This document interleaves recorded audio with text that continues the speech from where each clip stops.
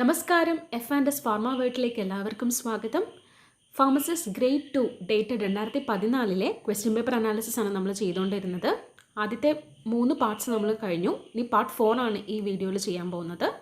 Question number 61 തുടങ്ങിയിട്ട് 80 വരെയുള്ള questions ആണ്. ലാസ്റ്റ് പാർട്ടാണിത്.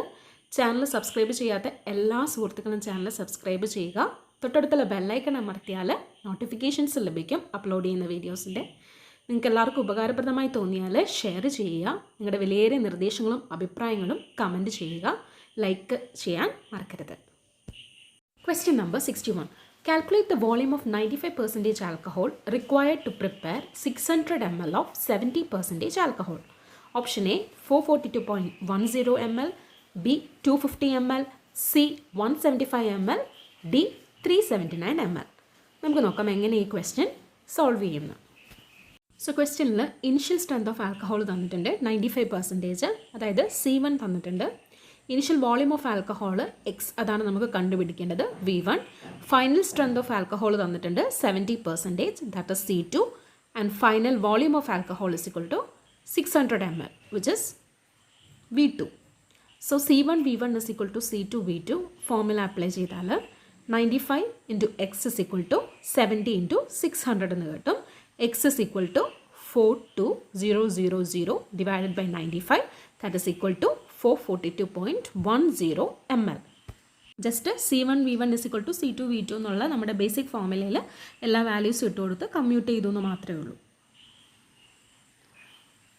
സോ ക്വസ്റ്റ്യൻ നമ്പർ 61ൻ്റെ ആൻസർ ഓപ്ഷൻ എ ആണ്, 442.10 ml. Question number 62.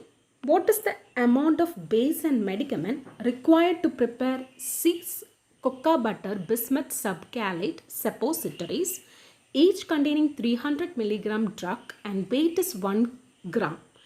Displacement value of bismuth subcalate is given as 3. Option A, bismuth subcalate 2.4 gram and cocoa butter 8 gram. B, bismuth subcalate 2.4 gram and cocoa butter 7.2 gram. C, bismuth subcalate 2.4 gram and cocoa butter 6 gram. D, bismuth subcalate 1.8 gram and cocoa butter 5.2 gram. So നമുക്കിവിടെ കണ്ടുപിടിക്കേണ്ടത് amount of ബേസും മെഡിക്കമെൻറ്റുമാണ് to prepare the bismuth subgallate cocoa butter suppository. So നമുക്ക് എങ്ങനെ ചെയ്യുന്നത് നോക്കാം. Total number of suppositories എന്ന് പറയുന്നത് ക്വസ്റ്റ്യനിൽ തന്നിരിക്കുന്നത് 6 ആണ്. അപ്പോൾ നമ്മൾ എപ്പോഴും പ്രാക്ടിക്കലി നമ്മൾ പ്രിപ്പയർ ചെയ്യുമ്പോഴത്തേക്കും 2 എക്സസ് എടുത്തിട്ടാണ് നമ്മൾ പ്രിപ്പയർ ചെയ്യുന്നത്. സോ നമുക്ക് ടോട്ടൽ നമ്പർ ഓഫ് സപ്പോസിറ്ററീസ് 8 എന്ന് എടുക്കാം. വെയിറ്റ് ഓഫ് ദ മോൾഡ് ക്വസ്റ്റ്യനിൽ തന്നിട്ടുണ്ട് 1 gram. Therefore theoretical weight of base എത്രയായിരിക്കും? ടോട്ടൽ നമ്പർ 8 സപ്പോസിറ്ററീസ് ഉണ്ട്, മോൾഡ് എന്ന് പറഞ്ഞാൽ 1 gram ആണ്. So theoretical weight of base എന്ന് പറയുന്നത് 8 into 1, that is equal to 8 gram. ഇനി amount of drug in 1 suppository ക്വസ്റ്റ്യനിൽ തന്നിട്ടുണ്ട് 300 mg അല്ലെങ്കിൽ 0.3 gram ആണ് ഒരു സപ്പോസിറ്ററിയിലുള്ള ഡ്രഗിൻ്റെ എമൗണ്ട് എന്ന് പറയുന്നത്. അങ്ങനെയെങ്കിൽ 8 സപ്പോസിറ്ററിയിൽ എത്രയായിരിക്കും? എളുപ്പമല്ലേ കണ്ടുപിടിക്കാൻ. 300 into 8 ചെയ്താൽ മതി, which is equal to 2400 mg, അതായത് 2.4 gram എന്ന് കിട്ടും. അപ്പോൾ നമുക്ക് amount of drug amount of medicament suppositories കിട്ടി 2.4 grams. ഇനി ക്വസ്റ്റ്യനിൽ ഡിസ്പ്ലേസ്മെൻറ്റ് വാല്യൂ തന്നിട്ടുണ്ട് 3 എന്ന് പറഞ്ഞ്. നമുക്കറിയാം ഡിസ്പ്ലേസ്മെൻറ്റ് വാല്യൂ എന്ന് പറയുന്നത് amount of drug divided by amount of base displaced, അതാണ് ഡിസ്പ്ലേസ്മെൻറ്റ് വാല്യൂ. അപ്പോൾ 8 സപ്പോസിറ്ററിക്ക് നമുക്ക് എങ്ങനെ കാൽക്കുലേറ്റ് ചെയ്യാം? ഡിസ്പ്ലേസ്മെൻറ്റ് വാല്യൂ 3 തന്നിട്ടുണ്ട്, എമൗണ്ട് ഓഫ് ഡ്രഗ് നമ്മുടെ കയ്യിലുണ്ട്. അങ്ങനെയെങ്കിൽ നമുക്ക് എമൗണ്ട് ഓഫ് ബേസ് ഡിസ്പ്ലേസ്ഡ് കണ്ടുപിടിക്കാമല്ലോ. 3 is equal to 2.4 divided by x. x is equal to 2.4 by 3, that is equal to 0.8. അപ്പോൾ നമുക്കിപ്പോൾ കിട്ടിയിരിക്കുന്നത് എമൗണ്ട് ഓഫ് ബേസ് ഡിസ്പ്ലേസ്ഡ് ആണ് 0.8. നമുക്ക് വേണ്ടത് എമൗണ്ട് ഓഫ് ബേസ് യൂസ്ഡ് ആണ്. അതെങ്ങനെ കണ്ടുപിടിക്കാം? Theoretical weight of the base ഉണ്ട്, അതിൽ നിന്ന് amount of base displaced minus ചെയ്താൽ മതി. So amount of base used എന്ന് പറയുന്നത് 8 minus 0.8, that is equal to 7.2 gram. അപ്പോൾ എമൗണ്ട് ഓഫ് മെഡിക്കമെൻ്റ് എന്ന് പറയുന്നത് 2.4 gram, എമൗണ്ട് ഓഫ് ബേസ് എന്ന് പറയുന്നത് 7.2 gram. Question number 63. Which one of the following is an enteric coating polymer? Option A, hydroxypropyl methyl cellulose. Option B, hydroxyethyl methyl cellulose. C, hydroxypropyl methyl cellulose phthalate. D hydroxy propyl cellulose. തന്നിരിക്കുന്നതിൽ ഏതാണ് enteric coating polymer? Enteric coating പോളിമേഴ്സിനെ നമുക്ക് 3 groups ആയിട്ട്, അതായത് based on the chemical composition 3 groups ആയിട്ട് classify ചെയ്യാം. Polymethacrylates, അതായത് മെത്തക്രിലിനിക് acid, ethyl അക്രിലിനേറ്റ് ഒക്കെ വരുന്നത്, അത് first group. Second group cellulose esters, അതിൽ വരുന്നതാണ് cellulose acetate phthalate, cellulose acetate succinate, hydroxy propyl methyl cellulose acetate succinate, hydroxy propyl methyl cellulose phthalate, അതൊക്കെ വരുന്ന സെക്കൻഡ് ഗ്രൂപ്പ്. ഇനി ഒരു തേർഡ് ഗ്രൂപ്പ് ഉണ്ട്, polyvinyl derivatives. Polyvinyl acetate phthalate ഒക്കെയാണ് ഇതിൽ വരുന്നത്. സോ ഇതിൽ ഏതാണ് correct answer? Option C hydroxy propyl methyl cellulose phthalate ആണ് കറക്റ്റ് ആൻസർ. എൻഡറി കോട്ടിംഗ് പോളിമറിൻ്റെ എക്സാമ്പിളാണ് hydroxy propyl methyl cellulose phthalate. Question number 64. What is the favorable temperature of storage of BCG vaccine? Option A 8 and 8 degrees Celsius and 25 degrees Celsius, B 2 degrees Celsius and 8 degrees Celsius, C 25 degrees Celsius and 30 degrees Celsius, D minus 15 degrees Celsius or 15 degrees Celsius. ഏതാണ് ഇതിൻ്റെ correct answer? നമ്മൾ vaccine storage എന്ന് പറയുന്നത് called ടെമ്പറേച്ചറാണ്. 2 to 8 degrees Celsius ആണ് correct answer. Option B.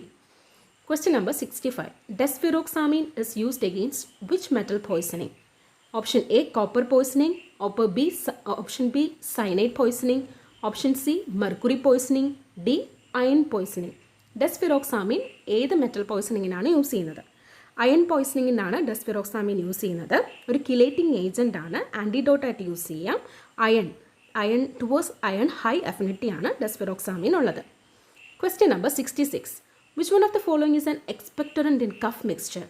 Option A sodium chloride, B calcium chloride, C sodium bicarbonate, D ammonium chloride. ഏതാണ് correct answer?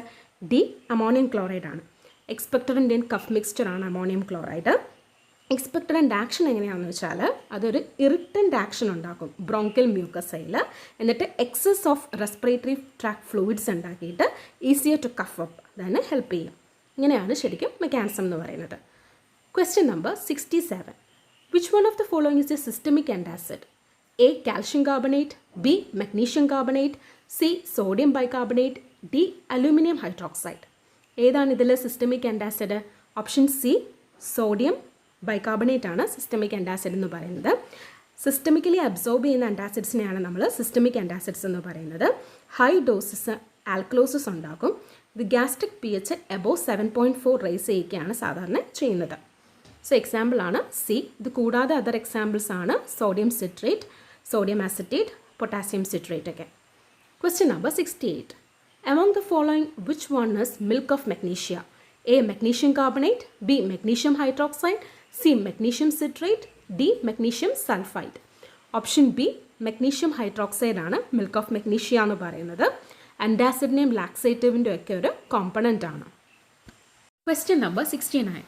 What is the use of dilute nitric acid in chloride limit test?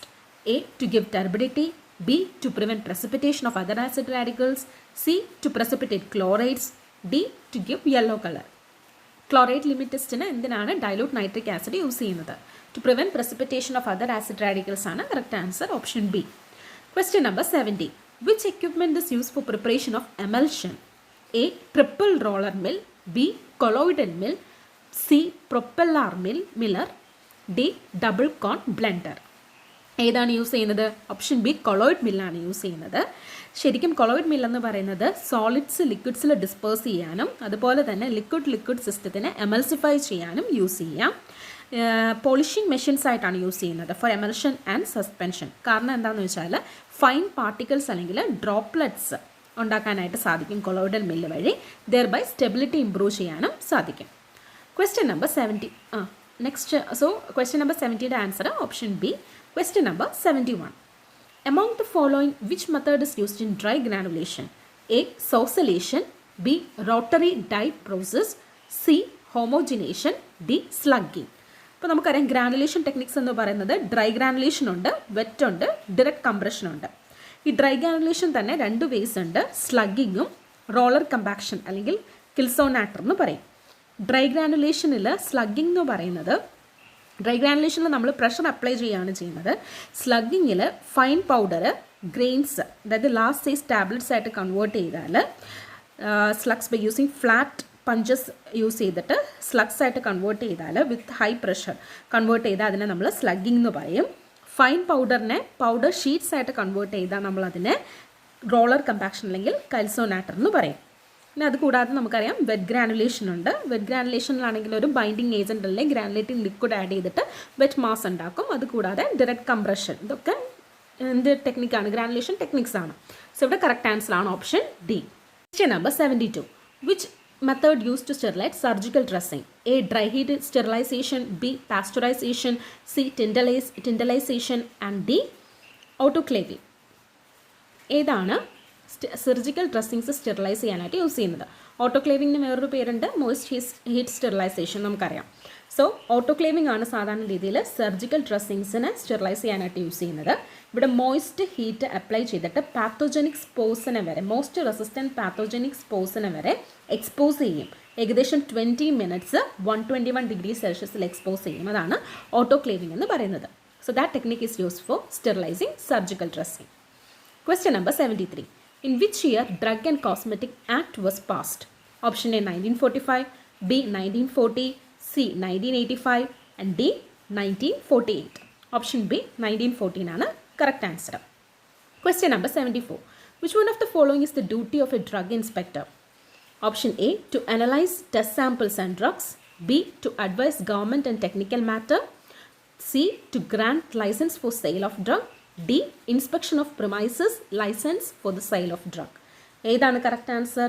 Option D ആണ്. Drug ഇൻസ്പെക്ടറിൻ്റെ duty എന്ന് പറയുന്നത് inspection of premises, license for the sale of drug. Question number 75. Which one of the following is the objective of Pharmacy Act? Option A to give permission for sale of drug through pharmacy, B to give license for manufacture of drugs, C to frame education regulation and practical training to persons entering in the pharmacy, D to give license for sale of drugs. ഏതാണ് ഇതിൻ്റെ correct answer? Option C ആണ് 75th ക്വസ്റ്റ്യൻ്റെ correct answer എന്ന് പറയുന്നത്. അതായത് to frame education regulation and practical training to persons entering in the pharmacy. ഇതാണ് objective of pharmacy act. Question number 76. Surfactant with which HLB value used as oil in water emulsifying agent? Option A 3 to 8, B 8 to 16, C 16 to 18, D 7 to 9. നമുക്കറിയാം hydrophilic lipophilic balance എന്ന് പറയുന്നത് it is a balance for a surfactant ആണ്. And it is a measure of the degree to which it is hydrophilic or lipophilic. അതിൻ്റെ ഒരു മെഷറാണ് ശരിക്കും hydrophilic lipophilic balance അല്ലെങ്കിൽ HLB scale എന്ന് പറയുന്നത്. ലോവർ വാല്യൂസ് അതായത് 0 to 6 എന്ന് പറയുന്നത് ഹൈഡ്രോഫോബിക് റീജിയൻ ആണ്. 6 to 9 എന്ന് പറയുന്നത് വാട്ടർ ഡിസ്പേഴ്സിബിൾ ആണ്. 12 to 18 എന്ന് പറയുന്നത് ഹൈഡ്രോഫിലിക് റീജിയൻ ആണ്. ഇനി HLBയിൽ ആൻറ്റി ഫോമിങ് ഏജൻറ്റ്സ് എന്ന് പറയുന്നത് HLB വാല്യൂ 2 to 3 ആണ്. വാട്ടർ ആൻഡ് ഓയിൽ എമിഷൻ എന്ന് പറയുന്നത് 3 to 6. Wetting and spreading agents എന്ന് പറയുന്നത് 7 to 9. Oil in water emulsifying agent എന്ന് പറയുന്നത് 8 to 16. ഡിറ്റർജൻ്റ് ആണ് 13 to 15. ആൻഡ് സൊലുബിലൈസിങ് ഏജൻറ്റ് ആണ് 15 to 18. അപ്പോൾ നമ്മുടെ ക്വസ്റ്റ്യൻ്റെ ആൻസർ ഏതാണ്? ഓപ്ഷൻ ബി 8 to 16 ആണ് oil in water emulsifying agent. Then question number 77. Good manufacturing practices laid down in which schedule? Option A R, B X, C F and D M. Correct answer ഏതാണ്? Good manufacturing practices schedule M ആണ്. Option D ആണ് correct answer. Question number 78. Schedule P is for A. Disinfectant fluids, B. Dyes in cosmetics, C. Life period of drugs, D. Medical devices. Schedule P യുടെ correct answer ഏതാണ്? Option C. Life period of drugs ആണ് correct answer എന്ന് പറയുന്നത്. Then question number 79. Which schedule specifies list of prescription drugs? ഏത് ഷെഡ്യൂളാണ് specify ചെയ്യുന്നത് list of prescription drugs? Schedule H. Option C ആണ് correct answer. Last question, question number 18. Schedule N specifies option A premises for manufacture of bulk drugs, B premises of manufacture of narcotic drugs, C premises of manufacture of ayurvedic drugs, D equipments and premises for pharmacy. Schedule N ഏതാണ്? Correct answer option D equipment and premises for pharmacy ആണ്. അതോടുകൂടി pharmacist grade 2 dated 2014 question paper analysis അവസാനിക്കുകയാണ്. നിങ്ങളുടെ വിലയേറിയ നിർദ്ദേശങ്ങളും അഭിപ്രായങ്ങളും രേഖപ്പെടുത്തുക കമൻറ്റിൽ. അതുപോലെ തന്നെ ഉപകാരപ്രദമായി തോന്നിയാൽ എല്ലാവരും ഷെയർ ചെയ്യുക. നിങ്ങൾക്ക് ഇഷ്ടപ്പെട്ടുവെങ്കിൽ ലൈക്ക് ചെയ്യുക, ചാനൽ സബ്സ്ക്രൈബ് ചെയ്യുക. ഇതുവരെ നിങ്ങൾ നൽകിയ എല്ലാ സപ്പോർട്ടിനും ഒരുപാട് നന്ദി. Thank you so much.